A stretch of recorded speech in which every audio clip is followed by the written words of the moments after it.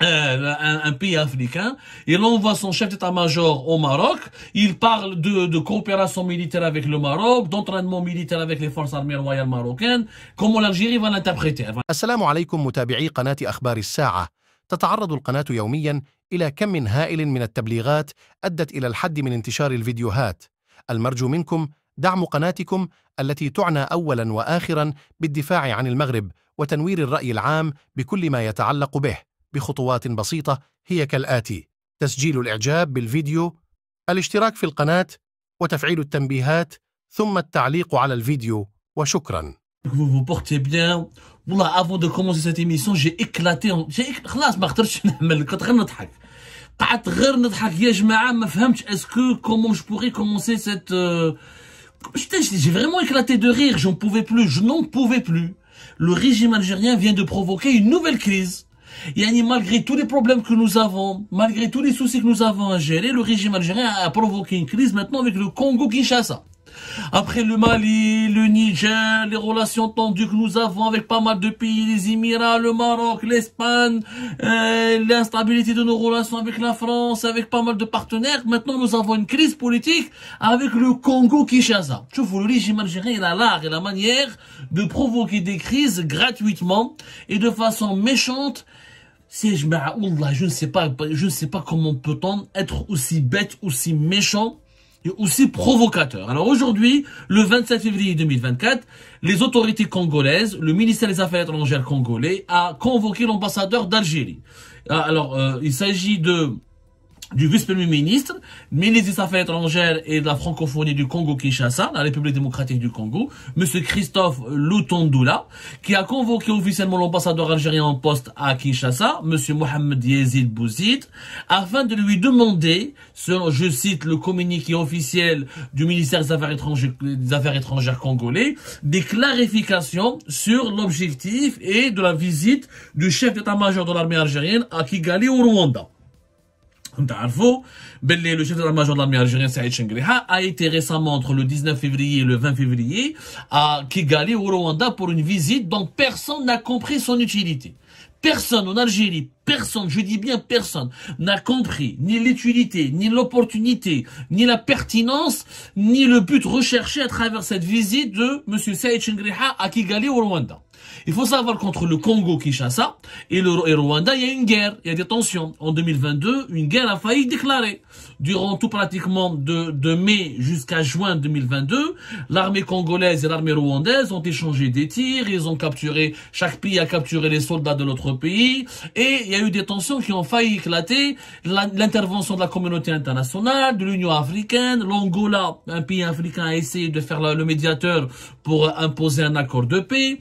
Le Congo reproche officiellement au Rwanda d'armer et de financer une milice armée rebelle qui s'appelle le M23.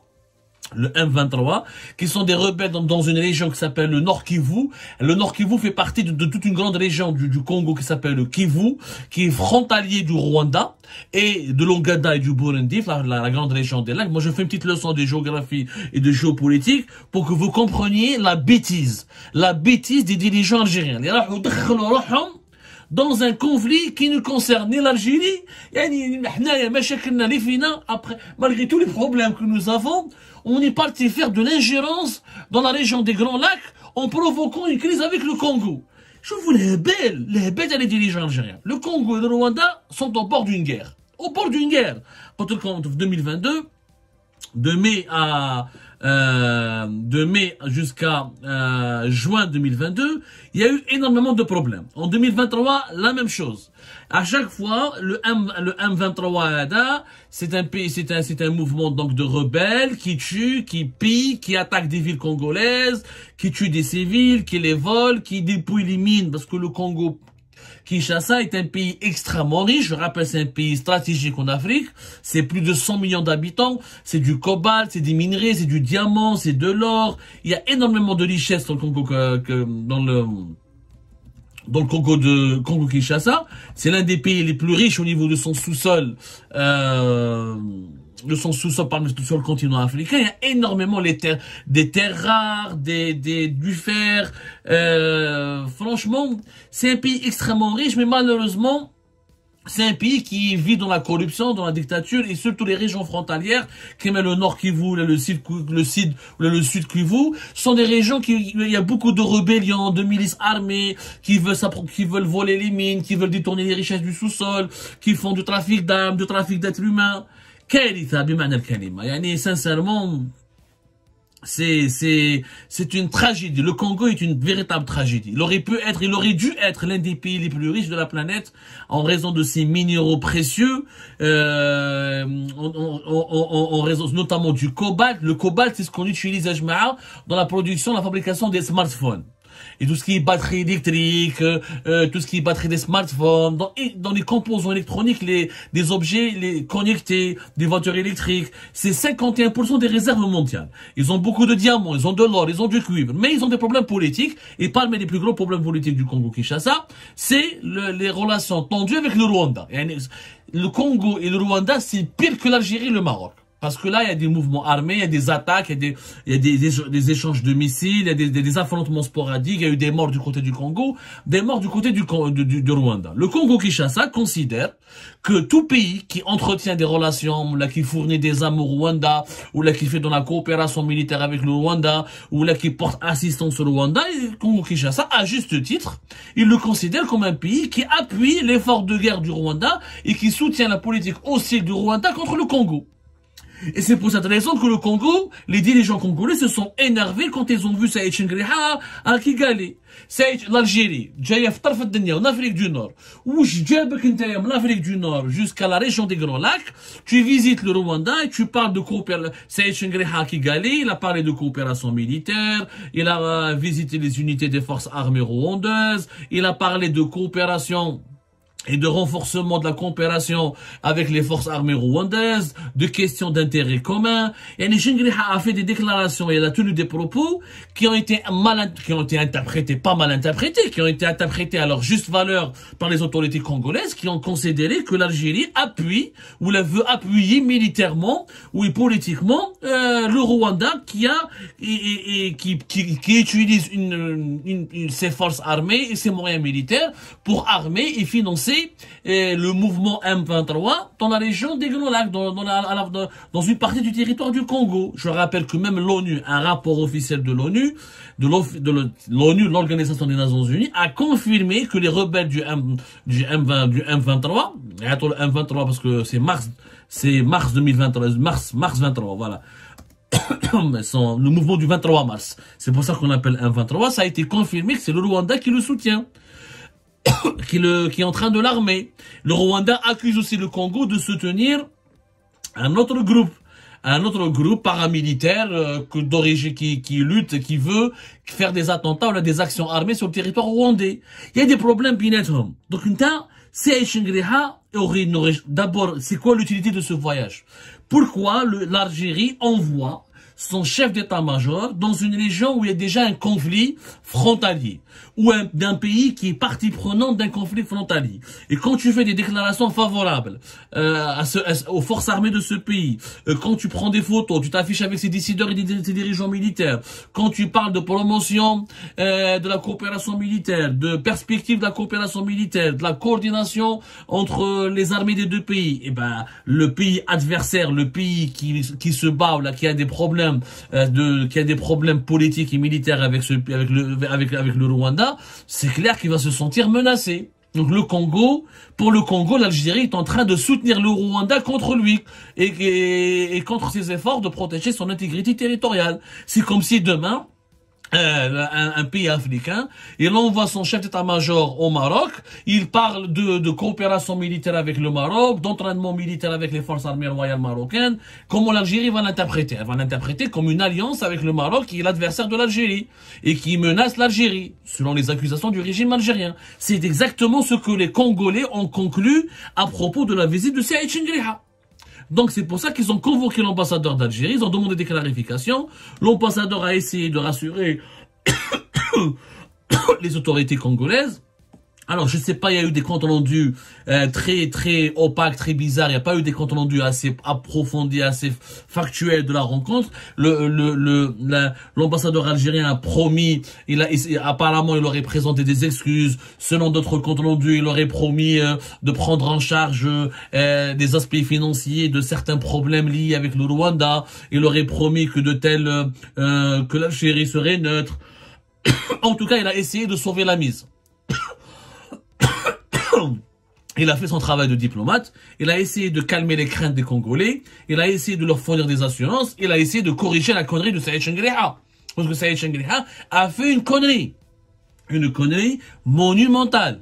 Je dis bien une connerie monumentale. Tu ne peux pas, d'abord nous n'avons aucune relation stratégique avec le Rwanda. Le Rwanda est d'un millier de kilomètres de notre région. Le Rwanda, certes, c'est un pays dynamique économiquement, etc., qui évolue, mais c'est un pays de même pas 14 millions d'habitants. Et la région des Grands Lacs n'a rien à voir avec l'Afrique du Nord. Le Rwanda n'a rien à voir avec le Maghreb. Mais moi, jusqu'à maintenant, je vous assure, je n'ai pas trouvé une seule source fiable, digne de ce nom, qui m'a expliqué, ou là, qui a pu m'expliquer pourquoi Saïd Chengriha était parti au Rwanda. Ouais, personne n'a pu vraiment expliquer cette visite. Je ne vois pas, pourquoi pas l'Éthiopie, pourquoi pas l'Égypte. Nous avons eu l'Égypte, on a une coopération militaire, on peut avoir une coopération militaire avec l'Égypte, l'Angola, le Nigeria, mais le Rwanda, quel type de coopération militaire on peut avoir avec le Rwanda, un pays enclavé, situé dans la région des Grands Lacs, même pas 15 millions d'habitants, ils ont leur agenda, ils ont leurs priorités, qui sont impliqués dans un conflit. Le Rwanda est impliqué dans un conflit avec son voisin. L'Algérie, là, a fait de l'ingérence. En apportant un soutien, en envoyant le chef d'état-major de l'armée algérienne à Kigali, l'Algérie fait de l'ingérence. Elle privilégie, elle a adopté une attitude qui favorise le Congo au détriment du Rwanda. Elle a apporté un soutien clair et politique.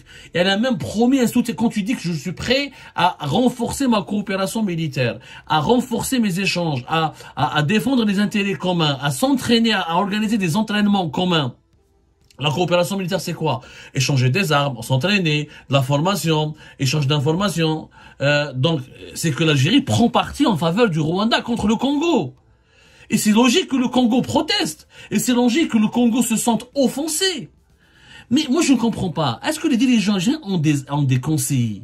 Ou les conseillers de Saïd Chengriha? Ou les conseillers d'Abdelmajid Tebboune? Normalement, la moindre des choses, un conseiller, il doit encadrer le dirigeant, il doit le conseiller, lui apporter des informations.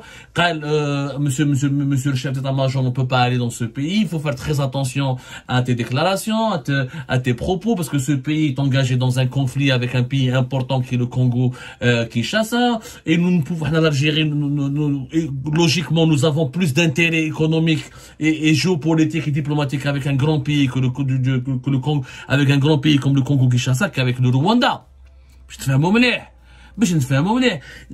Le rôle des conseillers, le ministère des Affaires étrangères. La diplomatie algérienne, elle est totalement absente. Le pauvre ambassadeur algérien à Kinshasa il a recollé les morceaux. Il était obligé d'intervenir pour recoller les morceaux, pour calmer la colère des Congolais. Mais c'est ce qui est normal qu'ils soient en colère. Ils sont dans une situation de quasi-guerre. Et toi, le chef d'état-major algérien, il vient à Kigali, il s'affiche, il bombe le torse, il promet de la coopération, il promet du soutien, et il parle d'amitié, il parle de soutien militaire et de coopération militaire. Donc, c'est une provocation à l'égard du Congo-Kinshasa. Ça veut dire que l'Algérie s'implique, elle s'ingère directement. Et là, c'est très inquiétant. C'est un dérapage inédit. Jamais à l'époque de Bouteflika ou depuis l'Algérie indépendante, l'Algérie n'a pris parti ou n'a fait de l'ingérence ou ne s'est impliquée dans un conflit au profit d'une partie au détriment d'une autre partie. L'Algérie a toujours joué le rôle de médiateur. C'est le rôle de médiateur. L'Algérie n'a jamais envoyé son chef d'état-major dans un pays africain dans une situation de conflit ou qui veut faire la guerre à un autre pays africain. Nous n'avons jamais. Mais je voulais Gaïd Salah partir dans un pays de l'Afrique subsaharienne ou de l'Afrique australe, et pour apporter un soutien militaire, pour parler de